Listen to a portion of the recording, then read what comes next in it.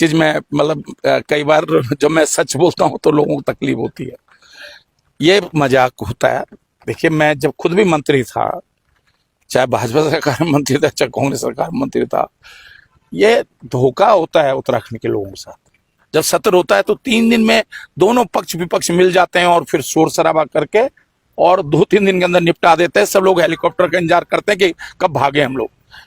तो ये जो अच्छा, दूसरी चीज क्या है कि मंत्रियों के लिए तो व्यवस्था हो गई, विधायकों के लिए भी व्यवस्था हो गई, लेकिन जो स्टाफ होता है, ड्राइवर है, स्टाफ है, उसके लिए कोई व्यवस्था नहीं होती है।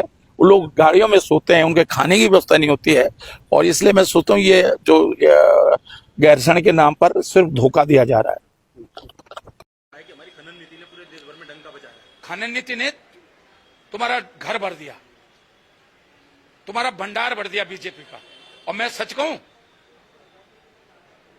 जो 30 करोड़ रुपया एफडी बनी है भाजपा को चलाने के लिए, मैं भी उसमें वन मंत्री था, मैंने भी 1 करोड़ से अधिक दिया उसमें पैसा। सब खनन माफियाओं से तुला के दिया मैंने भी। मेरे पे भी दोस्त है, मैं तो कह रहा हूं मेरी भी जांच होनी चाहिए। आप जांच करा लो, वो 30 करोड़ रुपया की जो एफडी बनी है भाजपा की, भाजपा की जो 30 करोड़ की एफडी बनी है पार्टी चलाने के लिए बैंक में, उसमें किस किस ने पैसा दिया है ईडी जांच कर ले।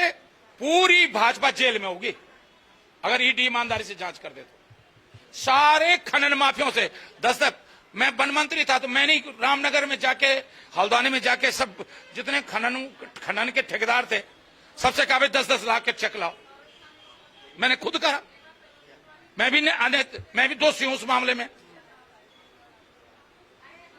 जो धामी कह रहा है ना कि खनन पे हमने डंका पीट दिया तभी तो तबाही हो रही है, मैं खनन के खिलाफ नहीं हूं।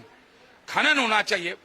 जब मलबा आता है तो नदी को एक टेक्निकल तरीके से उसकी रेत बजरी हटनी चाहिए, जिससे कि बीच में गहराई हो और अड़ोस पड़ोस में जो है आसपास जो है बस्तियों को नुकसान हो। खनन होना चाहिए, लेकिन तकनीकी तरीके से खनन होना चाहिए। तकनीकी तरीके से खनन होना चाहिए। ये तो आप चले जाओ उधम से नगर में, कैसे पट्टे दे दे, कैसे लूट मचा रखी इन्होंने खनन के नाम पर। आप मुझे बताओ, जिस तरह निशंक के समय में ऋषिकेश की जो घोटाला, भूमि घोटाला हुआ था, हरिद्वार प्राधिकरण से रिपोर्ट एक ही दिन आई, मुख्यमंत्री की तरफ से पत्र गया, उसी दिन प्राधिकरण में गया, उसी दिन रिपोर्ट आई और उसी दिन जो है जमीन आवंटन कर दी गई ऋषिकेश में। वही खनन पट्टों में हुआ है।